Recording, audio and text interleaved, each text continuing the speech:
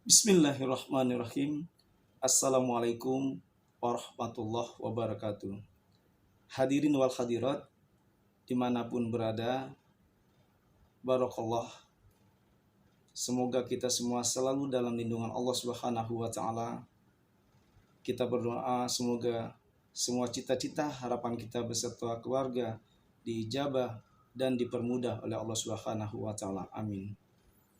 Berjumpa kembali dengan saya Dr. Yuan Ashari, SSI, SHMH.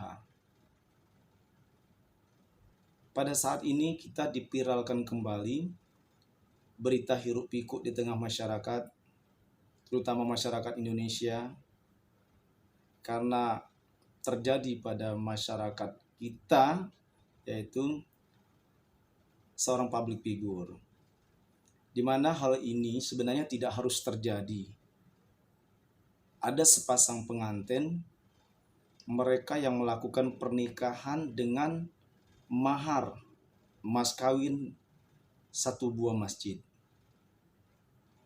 Tetapi masjid ini belum jadi, belum dibangun, belum selesai dibangun seperti itu.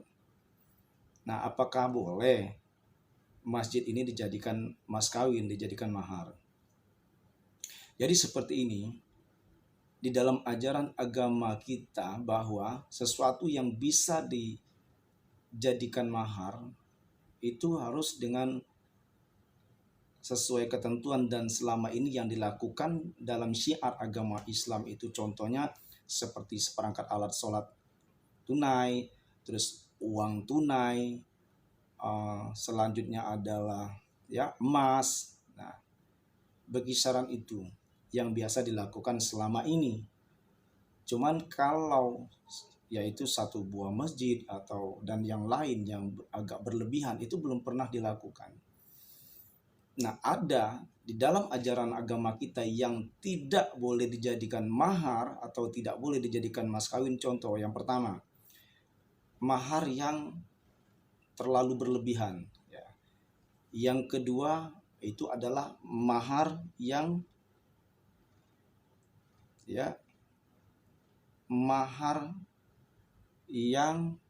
memberatkan. Jadi mahar yang memberatkan, pengantin pria ini berat untuk mengeluarkan mahar itu, seperti itu.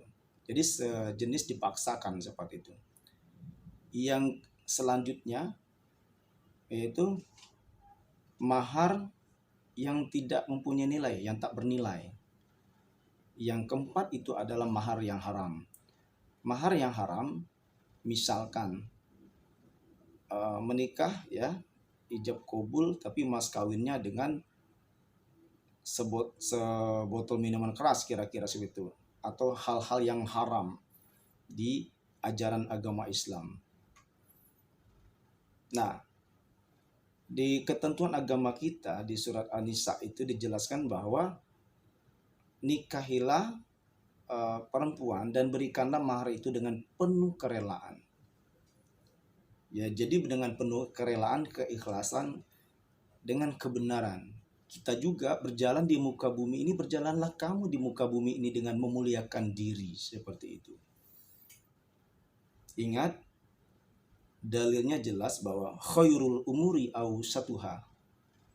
Lakukanlah segala urusan itu dengan yang masuk akal, yang sederhana.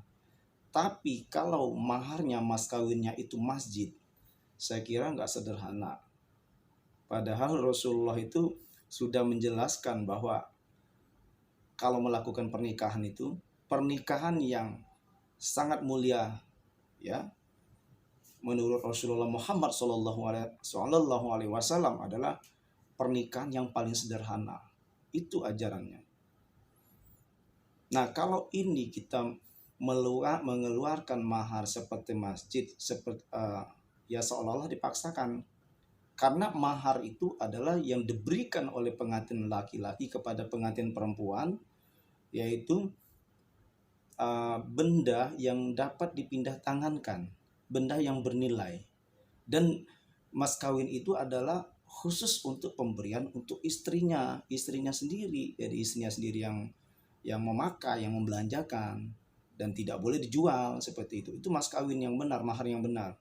Nah, kalau masjid ini kan adalah eh, wakaf untuk masyarakat, wakaf umum ya, bukan untuk diri sendiri seperti itu. Nah, itu loh dalilnya yang membuat bahwa mahar itu tidak sah kalau maharnya masjid.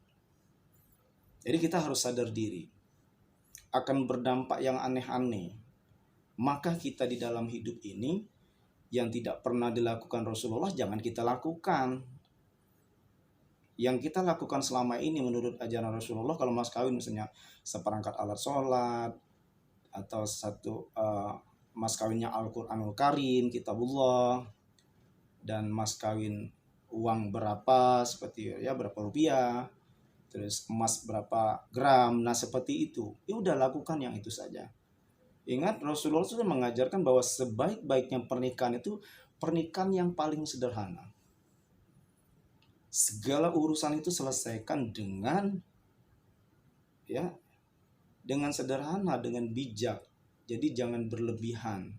Khairul umuri awsatuha, lakukanlah segala sesuatu urusan itu dengan yang sederhana. Nah, ini urusan ini yang mas kawin masjid ini bukan urusan yang sederhana gitu loh. Di dalam ajaran agama Islam, segala sesuatu yang membuat kisruh, konflik, akan beda pendapat yang besar-besaran, bahkan akan merusak syar'i. Nah, ini lebih ke mudarat. Segala perbuatan yang menjurus ke perbuatan mudarat, ini adalah perbuatan murkah di hadapan Allah Subhanahu wa taala dan akan menjerumus ke perbuatan dosa seperti itu. Makanya benar-benar dilarang.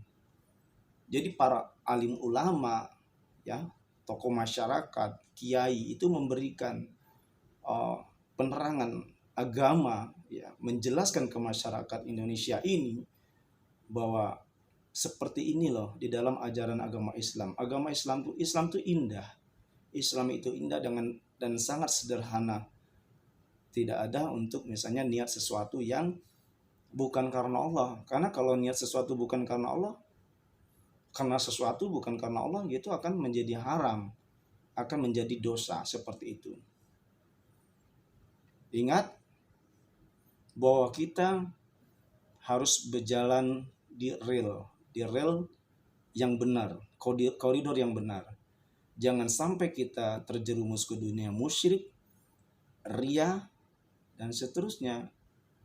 Karena ria, riba itulah adalah perbuatan yang dilaknat oleh Allah Subhanahu wa taala.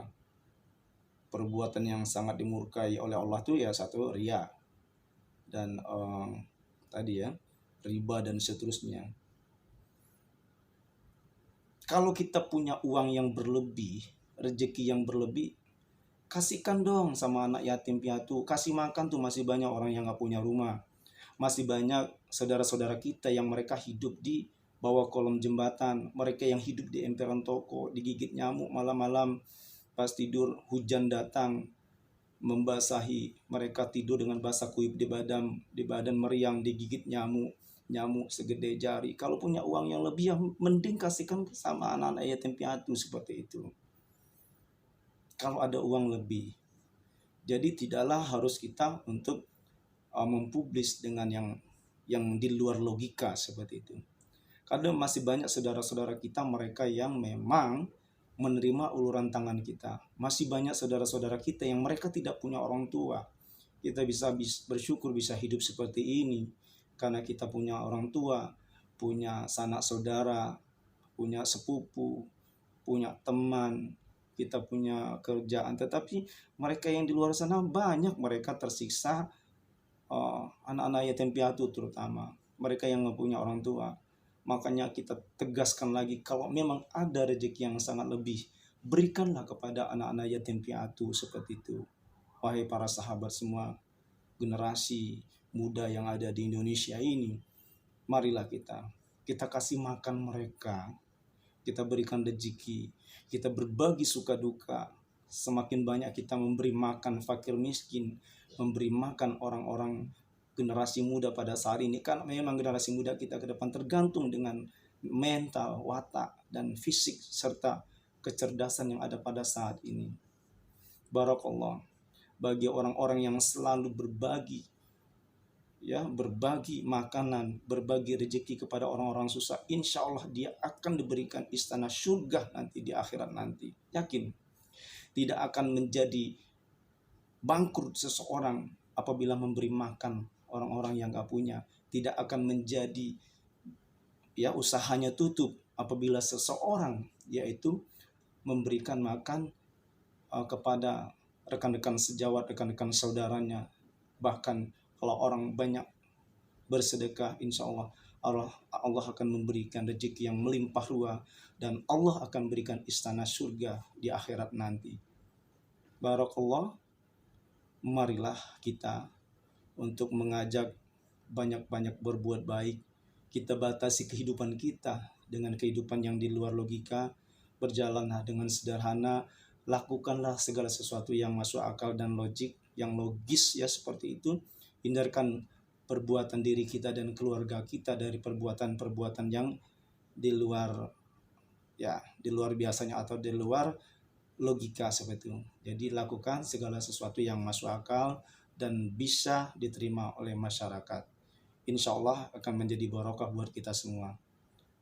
Jangan lupa subscribe, komen, dan like channel YouTube kami, ya. Semoga yang komen, yang subscribe, yang like channel YouTube kami akan diberikan istana yang mulia, istana surga di hari akhirat nanti. Wallahul muwaffiq ila aqwamit thoriq. Wassalamualaikum warahmatullahi wabarakatuh.